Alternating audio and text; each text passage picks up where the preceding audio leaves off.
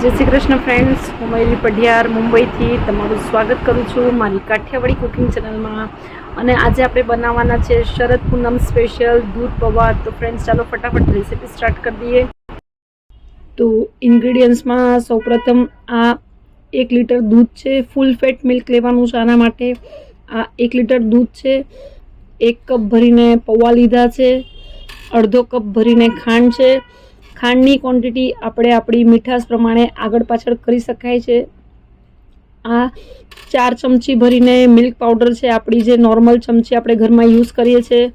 તો 4 ચમચી ભરીને મિલ્ક પાવડર છે. આ થોડાક કેસરના તાતણા લીધા છે. આ જાયફળનો ભૂક્કો છે. 5 ચમચી જાયફળનો ભૂક્કો છે. અડધી ચમચી એલચીનો ભૂક્કો છે. અને આ મિક્સ ડ્રાયફ્રૂટ્સ છે, કાજુ, બદામ, પિસ્તા.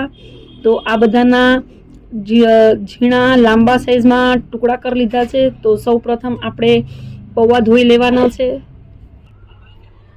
તો ફ્રેન્ડ્સ, સૌ પ્રથમ આપણે પૌવા ધોવાના છે. તો ડાયરેક્ટલી પાણી નથી નાખી દેવાનું.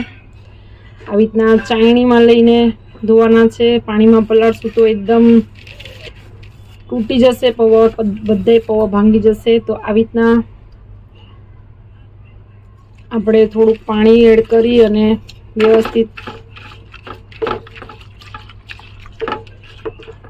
ધોઈ લેવાના છે, એટલે એનો બધો જ પાવડર કે મેલ જે પણ હોય બધું જ નીકળી જાય.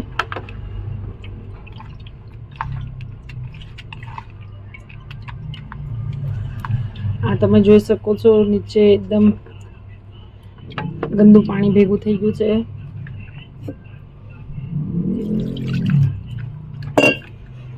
હવે આને આપણે સાઈડમાં રહેવા દઈશું અને એક સાઈડ હવે દૂધ ગરમ કરી લેવાનું છે.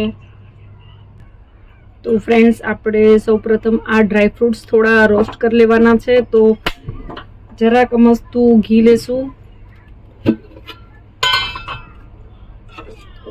એકદમ મામૂલી. આપણા ખાલી ડ્રાયફ્રૂટ્સ શેકાય એના પૂરતું જ નાની ચમચી જે આવે છે એટલું જ લીધું છે ઘી. ડ્રાયફ્રૂટ્સ ઘીમાં શેકીને નાખો તો એનો ટેસ્ટ ખૂબ જ સારો આવે છે.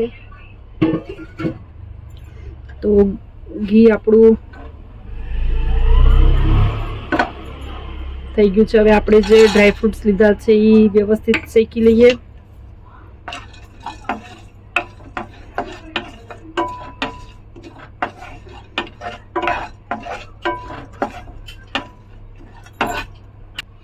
તો આપણા ડ્રાયફ્રૂટ્સ શેકાઈ ગયા છે. હવે એને આપણે બહાર કાઢી લઈશું. તો ફ્રેન્ડ્સ, જે કઢાઈમાં આપણે ડ્રાયફ્રૂટ્સ શેક્યા છે એ જ કઢાઈમાં આપણે દૂધ ગરમ કરવા રાખવાનું છે.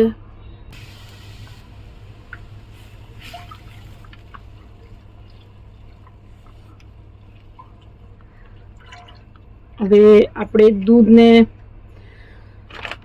ગરમ કરવાનું છે, વ્યવસ્થિત ઘાટું કરવાનું છે આપણે દૂધને.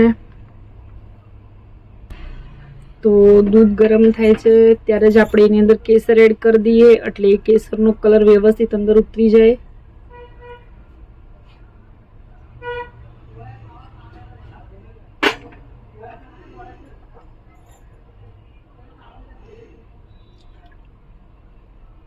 નોનસ્ટિક છે એટલે નીચે દાજવાની શક્યતા એકદમ ઓછી હોય છે. પણ જ્યારે નોર્મલ તપેલીમાં આપણે ગરમ કરીએ તો દૂધ નાખતા પહેલાં થોડુંક પાણી એડ કરી દેવાનું, એટલે દૂધ તળિયે ચોટે નહીં. એક સાઈડ આપણા પૌવા પલળી ગયા છે ને એક સાઈડ આપણે દૂધ ગરમ મૂકી દીધું છે.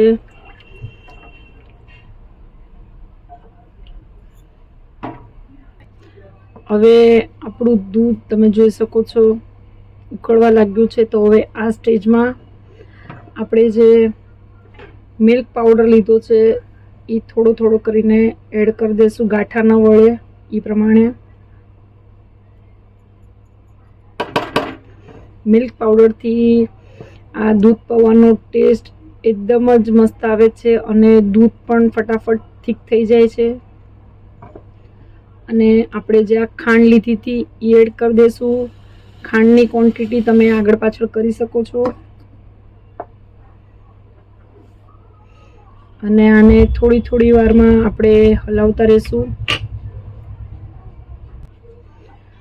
કિનારીમાં મલાઈ ચોટે તો મલાઈ કાઢી લેવાની. આ મલાઈના લીધે દૂધ હજી ટેસ્ટી અને થીક બની જાય છે.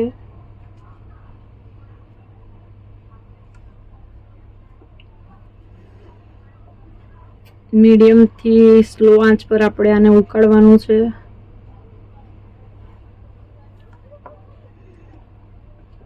દૂધ થોડું ઘણું બળી જાય પછી આપણે આ જે પૌવા છે આપણા, તમે જોઈ શકો છો એકદમ વ્યવસ્થિત પલળી ગયા છે, છૂટે છૂટા, અને પૌવા પણ આખે આખા દેખાય છે.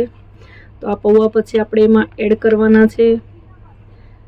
મોસ્ટલી આમાં પતલા પૌવાનો ઉપયોગ થાય છે, પણ ક્યારેક એવું થાય કે પતલા પૌવા ન હોય અને જાડા પૌવા મળે તો જાડા પૌવાને થોડીક વાર માટે પાણીમાં પલાળી લેવાના, ધોઈને પછી, અને એ પાણી પછી 2 થી 3 મિનિટ પછી કાઢી નાખવાનું. તો પૌવા વ્યવસ્થિત પલળી જાય છે. બાકી જાડા પૌવામાં આપણે દૂધ પૌવા બનાવીએ તો એ થોડા કડક લાગે છે, એટલે પલાળીને 2 મિનિટ રહેવા દો એટલે જાડા પૌવા પણ વ્યવસ્થિત સોફ્ટ થઈ જાય છે. આ તમે જોઈ શકો છો આપણું દૂધ થોડું થોડું થીક થવા લાગ્યું છે.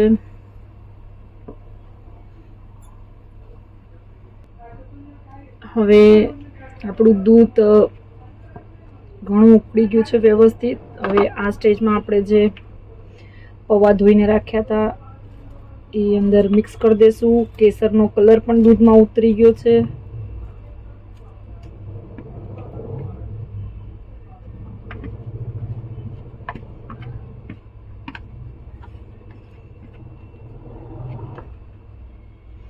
હવે આપણે એને વ્યવસ્થિત હલાવતા જશું, અને આપણી પાસે જે એલચી અને જાયફળનો ભૂકો લીધો છે એ એડ કરી દઈશું. તમને ફ્લેવર ગમે એલચી અને જાયફળનો તો એડ કરી શકો છો, બાકી તમે સ્કીપ પણ કરી શકો છો. ઘણાને એલચી અને જાયફળના ફ્લેવર નથી ભાવતા, પણ એલચીના લીધે અને જાયફળના લીધે આનો ટેસ્ટ હજી સારો આવે છે. હવે આને આપણે મીડિયમ આંચ પર 5 થી 7 મિનિટ ઉકાળશું, એટલે પૌવામાં વ્યવસ્થિત દૂધ અને સાકરની મીઠાશ ભળી જાય.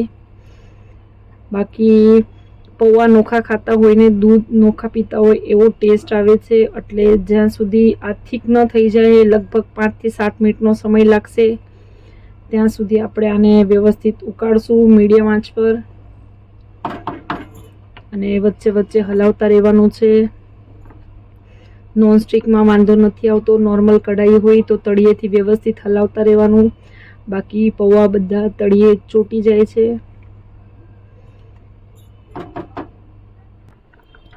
તો ફ્રેન્ડ્સ, આ દૂધ એકદમ થીક થઈ ગયું છે, અને આ દૂધ પૌવા સર્વ કરવા માટે રેડી છે.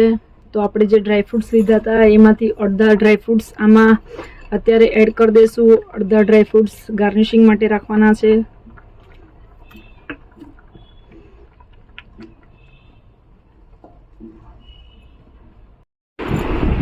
આપણા દૂધ પૌવા એકદમ જ રેડી થઈ ગયા છે, અને જેમ એ ઠંડા પડશે એમ દૂધ હજી થીક થઈ જશે.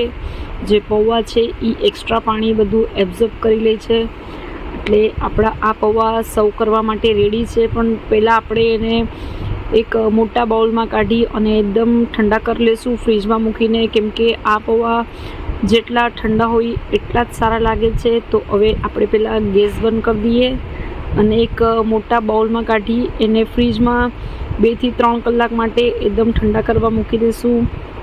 શરદ પૂનમના દિવસે આપણે બનાવીએ તો એને અગાસીમાં ચાયણી ઢાંકી અને ચાંદાની જે ચાંદની હોય છે એમાં રહેવા દેવા પડે છે.